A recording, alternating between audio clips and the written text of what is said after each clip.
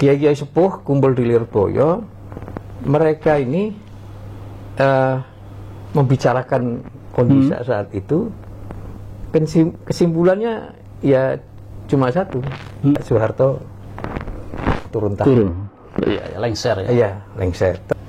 Baik secara institusional maupun secara secara individual. Iya. Tokoh-tokoh NU itu terlibat aktif di dalam pembentukan PKB. Apa yang dirasakan oleh Kiai, tim 5 dan tim 9 dan Gus Dur? Apakah betul-betul ini seperti apa orang yang punya unek-unek kemudian terlampiaskan? Iya. Semua merasa ada sesuatu yang plong. Iya. Udah nahan diri selama ini gitu, terus kemudian kok ternyata ada deklarasi dan mempunyai partai sendiri, banyak yang menangis gitu ya. Menitikkan air mata. Umumnya itu punya perasaan gini, mari kita buktikan gitu. Bahwa NU bisa. Membuat partai. Ya, menunjukkan kekuatannya. Sudah ada kesadaran tanpa melalui kekuatan politik. Ya, NU tetap akan terpinggirkan.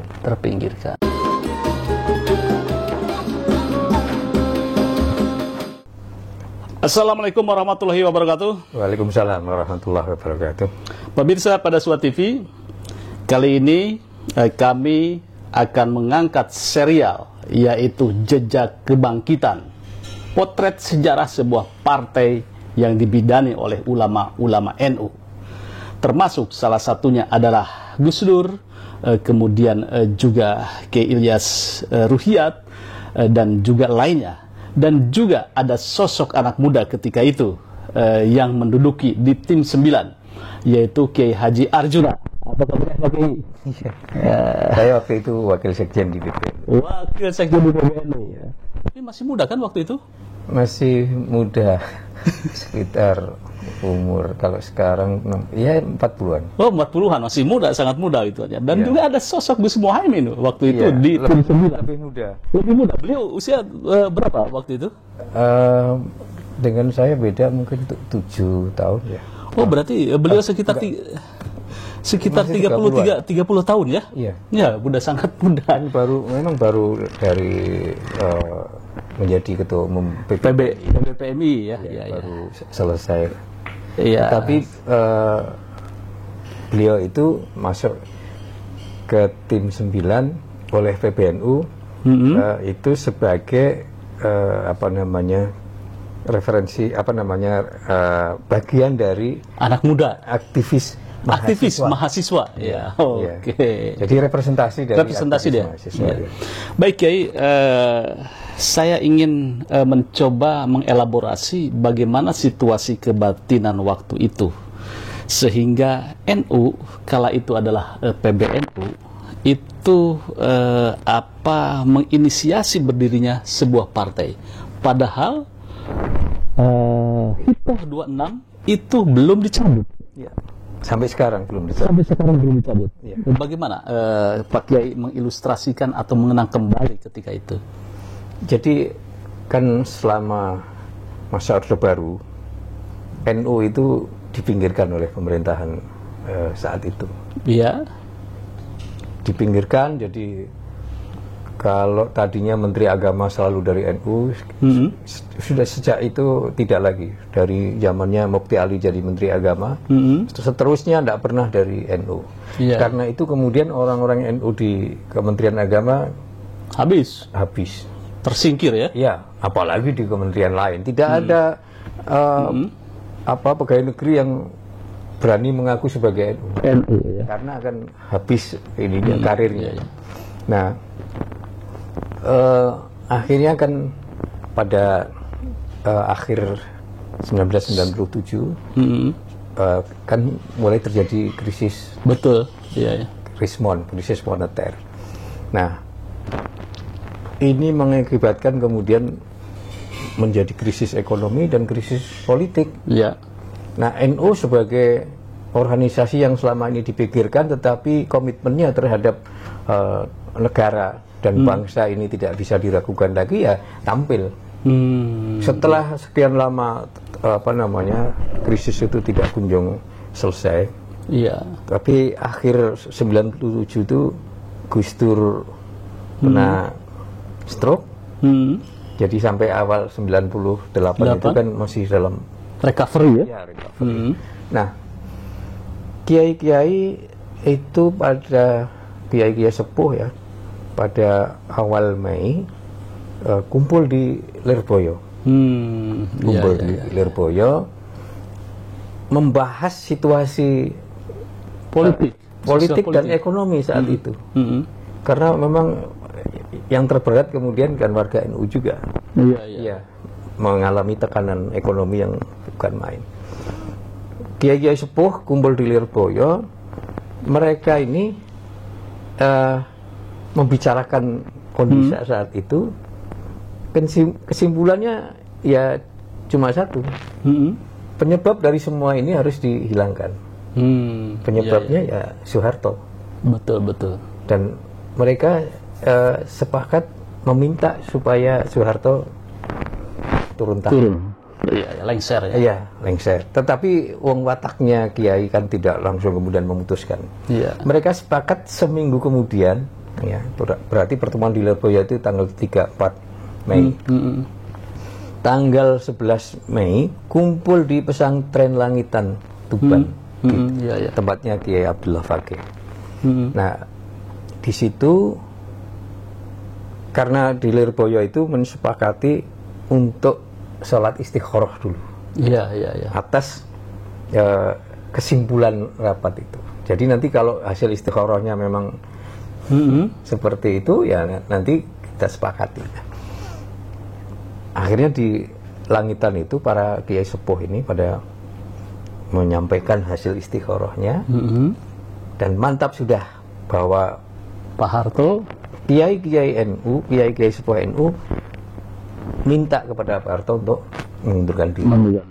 Lalu disepakati waktu itu ada 10 orang kiai untuk menyampaikan hasil itu kepada Pak Harto. Nah, 5 orang dari PBNU, ada Kiai Ilyas sebagai Rois Am, kemudian Kiai Sa'al Mahfud, kemudian ada Kiai Tolha Hasan, kemudian ada Gus Dur dan Mas Bagja sebagai Ahmad Bagja sebagai Sekjen PBNU saat itu. Iya. Kemudian 5 lagi kiai-kiai sepuh yang dari luar PBNU tetapi tetap NU. Nah, ya ada Kiai Abdullah Fakih Langitan itu. Kemudian dari Kiai Idris Marzuki Lirboyo dan seterusnya. Ada 5 orang. Kemudian ketika mengajukan kepada Pak Harto untuk bertemu, itu diberi waktu tanggal 21 Mei. 21 Mei ya. 21 Mei. Pada tanggal 20 Mei itu kiai-kiai sudah pada datang ke Jakarta. Iya. Karena 21 Mei-nya itu pagi hari. Iya. Ya, ini saya yang oleh PBNU ditugasi untuk ngurus beliau-beliau ini nginep di mana segala macam. Nah, pertemuan itu batal. Karena ternyata tanggal 21 itu Pak Harto sudah menyatakan mundur, berhenti dari jabatannya. Nah, tetapi kiai-kiai sudah kadung datang ke Jakarta, ya ada yang kemudian pulang, ada yang tidak. Yang tidak pulang antara lain Kiai Sa'al Mahfud sebagai wakil Rois Am saat itu. Iya. Tanggal 22 Mei-nya datang ke PBNU menanyakan kepada saya selaku wakil sekjen, dan saya waktu itu juga ditugasi sebagai kepala sekretariat PBNU, kepala sekretariat jenderal PBNU. Jadi kan soal surat-surat segala macam kan nanyanya ke saya pasti. Nah, setelah ada pengumuman berhenti dari jabatannya itu, gimana respon dari lingkungan NU? Iya. Saya sampaikan banyak surat-surat masuk. Ada pakai fax waktu itu ya. Ada yang pakai Telegram. Umumnya itu mengusulkan agar NU mendirikan partai politik atau menjadi partai politik. Iya. Itu tanggal 22.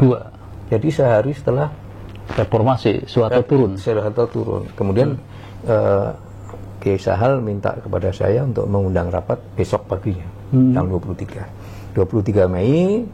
Kemudian rapat pengurus surah Tanfidiyah yang ada di Jakarta aja, yang sempat, yang sempat. Kiai Tul Hasan segala macam, Kiai Ilyas Rufiat kan sudah pulang. Betul.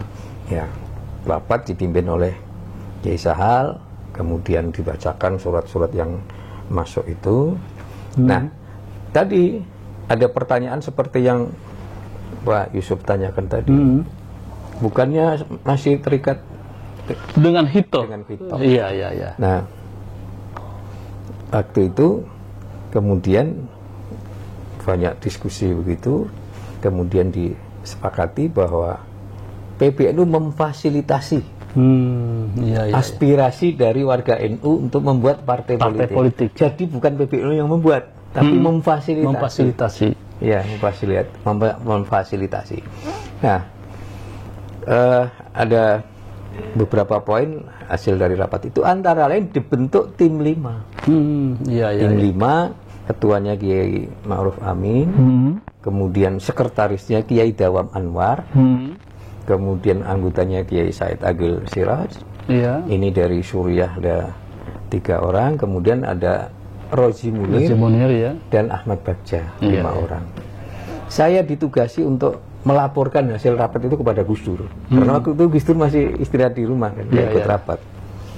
Dari PBNU saya langsung ke Gus Dur. Mula-mula Gus Dur marah. Kenapa? Ya karena NU masih terikat oleh khitoh itu. Jadi concern Gus Dur itu ya khitohnya itu.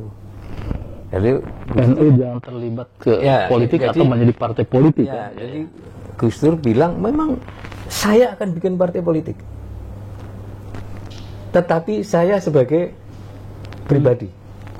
Jadi kalau pribadi boleh, tapi kalau kelembagaan institusi nggak boleh. Nah, lalu saya sampaikan kepada Gus Dur yang berkembang di rapat itu bahwa PBNU memfasilitasi. Kenapa PBNU memfasilitasi? Karena khawatir kalau dibiarkan bikin sendiri-sendiri akan terjadi perpecahan di tubuh NU sendiri gitu, malah akan lebih kacau gitu lebih kacau. Setelah saya jelaskan seperti itu, yang berkembang di rapat itu, Gus Dur akhirnya bisa memahami dan menerima. Baik kalau gitu. Jadi tim 5 itu gampangnya saja yang memfasilitasi pembentukan partai yang akan dilahirkan. Nah, setelah itu Akbar Tanjung terpilih jadi ketua umum Golkar, datang kepada Gus Dur, didampingi oleh kader dari NU, Slamet Effendi Yusuf sama Mujib Rohmat. Betul. Ya. Nah, Akbar Tanjung minta restulah dari Gus Dur, minta dukungan, minta apa. Jawabnya Gus Dur, saya tidak bisa mendukung partai gua karena saya akan bikin partai sendiri. Gitu. NU akan bikin partai sendiri. Gitu udah ditegaskan kepada Akbar Tanjung. Iya. Kemudian reaksi Akbar Tanjung bagaimana ketika Gus Dur mengatakan itu? Kaget juga. Kaget juga. Ya, yang disampaikan kemudian ya nanti kita bisa bersinergi, saling membantu gitu. Yang disampaikan oleh Akbar Tanjung seperti itu. Nah, tim 5 ini yang diketuai oleh Kiai Ma'ruf Amin ini, lalu Gus Dur mengusulkan dibentuk tim 9. Jadi tim 9 itu usulan Gus Dur ya? Gus Dur. Ada rapat lagi, yang mimpin masih Kiai Sahal lagi. Disetujui dibentuk tim asistensi namanya, sebenarnya 9 orang. Ketuanya Gus Dur sendiri yang menunjuk. Ketuanya nanti sampean aja, kata Gus Dur. Sampean ke saya. Oh, ke Ki Arjun. Iya. Ya, karena waktu Gus Dur recovery itu kan saya juga hasil rapat gabungan Suriah Tanfidiyah ditugaskan untuk ngurusi Gus Dur. Iya. Ngurusi penyembuhan Gus Dur. Iya. Jadi ya apa namanya, kemudian Gus Dur bilang begitu, karena saya nggak ditunjuk jadi ketua tim pun, pagi sore saya ke rumah beliau. Iya, ke Ciganjur ya. Iya, karena saya ditugasi PBNU untuk. Iya, betul. Kemudian Gus Dur menyatakan nanti anggotanya 8 orang, sampean cari sendiri, tetapi ada unsur-unsur politisi gitu. Nah, politisi itu kemudian saya sampaikan kepada Gus Dur lain harinya ya. Iya. Gimana kalau Lukman Saifuddin gitu. Iya. Beliau di P3 waktu itu. P3. Gus Dur setuju. Iya, nanti kita masukkan jadi pengurus gitu. Iya. Kemudian ada unsur Indonesia Timur. Iya. Saya usulkan Muhyiddin Al-Busman. Iya. Gus Dur setuju. Kemudian ada unsur dari LSM, Nasihin Hasan. Ya, Gus Dur setuju. Kemudian Gus Dur itu hanya menyebutkan unsur-unsurnya ya. Iya. Kemudian ada unsur dari birokrat. Saya mengusulkan Abdul Aziz yang sekarang dubes di Arab Saudi. Oh, iya. Kemudian ada unsur dari Badan Otonom NU. Waktu itu diambillah Amin Said Husni. Oh, nah, waktu itu di Ansor. Iya, di Ansor. Kemudian ada dari unsur lembaga di PBNU yang waktu itu usulkan Andi Muawiyah Ramli. Waktu itu ketua LKK itu, jadi lembaganya itu. Kemudian ada unsur dari Suriah PBNU. Nah, masuk kemudian Fahri Toha Ma'ruf. Tapi tidak semua itu usulan saya. Ketika dibawa di rapat itu ada usulan dari Gus Dur gini. Pemikirannya, karena pengalaman saya bersama Gus Dur itu selalu kalau bikin lembaga itu ada semacam Suriah, ada semacam Tanfidiyah. Ya, jadi ada mix gitu ya. Ada mix. Waktu bikin P3M itu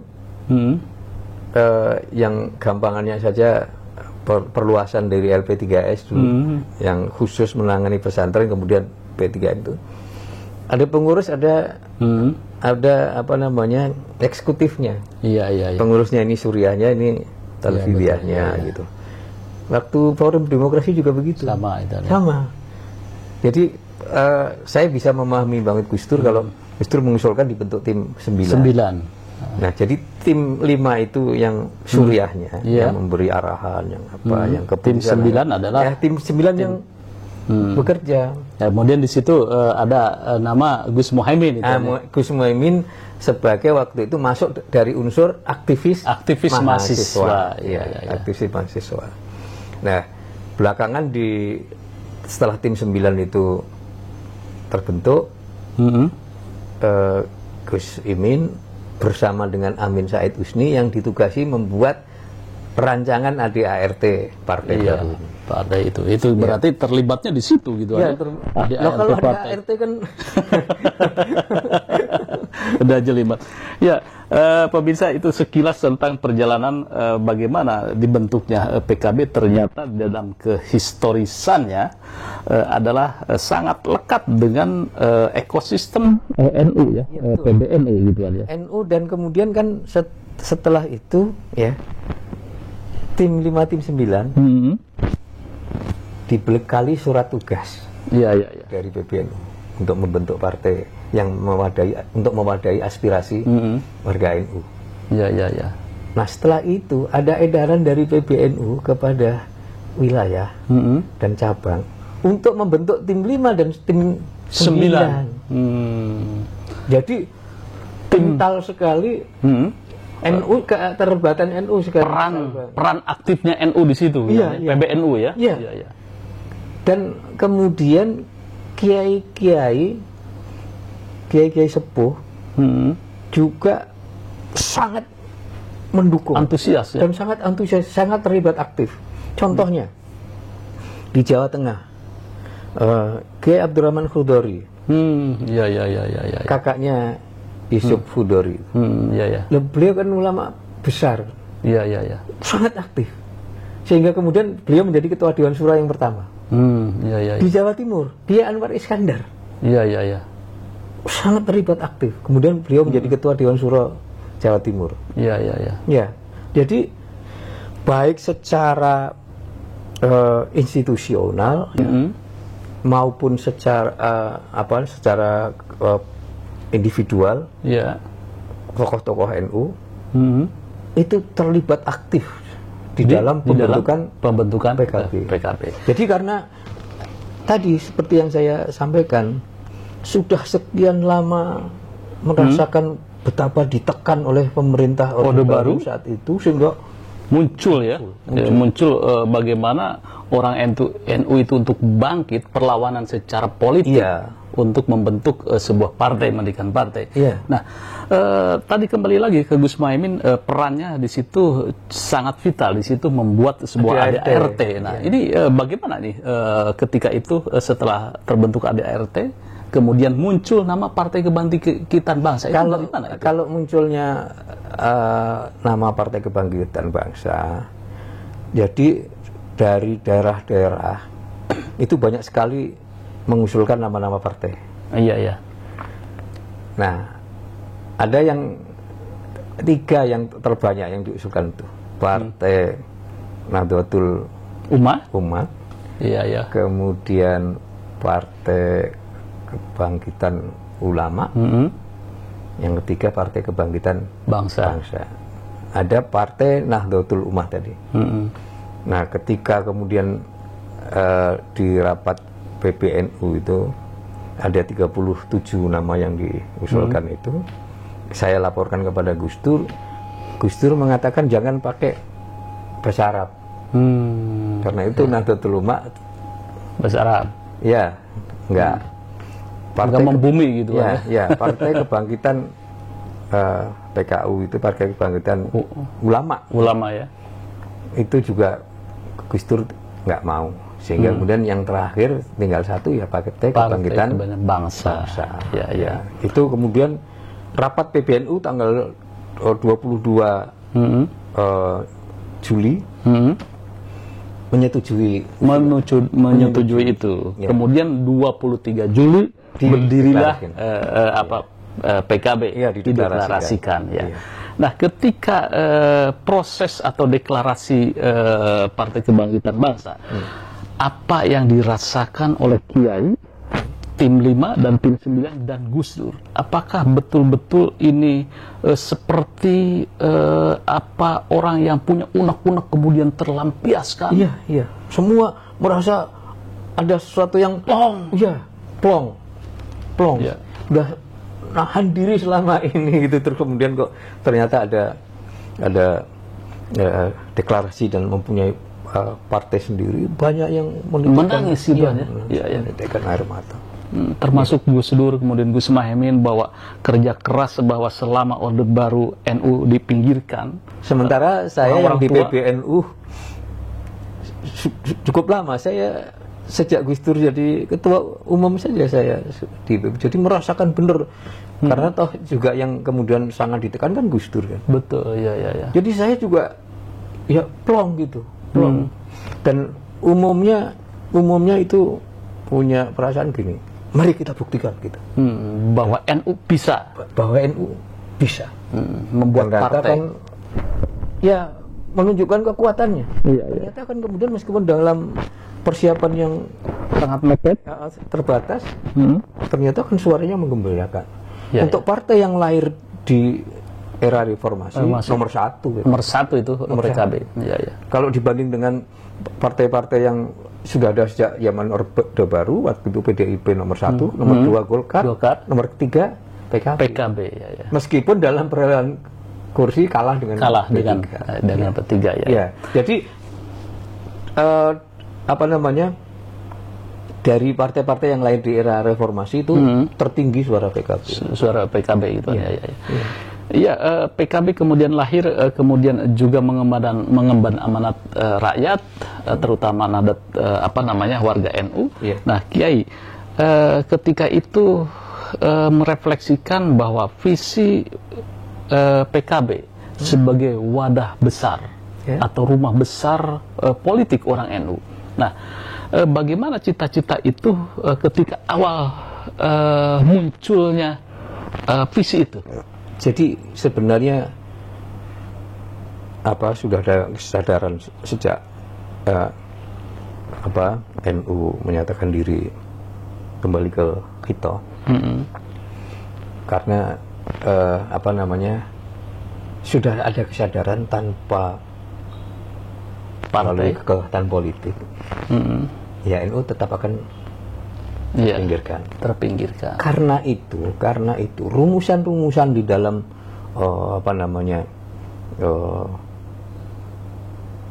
kembali ke khitoh, itu menurut saya itu sangat politis menurut saya.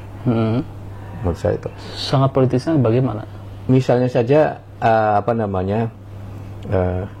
asidku, ya kejujuran, ya kebenaran. Loh, ini apa bukan politik? Iya betul. Iya. Asidku al amanah, ya amanah. Wal wafa bil ahdi. Menunaikan janji segala macam. Jadi itu menurut saya sangat politis. Saat itu menurut saya itu sebenarnya sedang mengkritik pemerintah saat itu. Ini loh gitu, kamu harusnya jujur, amanah, menunaikan janji gitu. Itu kira-kira. Nah ini yang kemudian pokok-pokok ini yang diangkat di dalam mabda' siasi PKB. Yang kemudian menjadi dasar perjuangan dari PKB.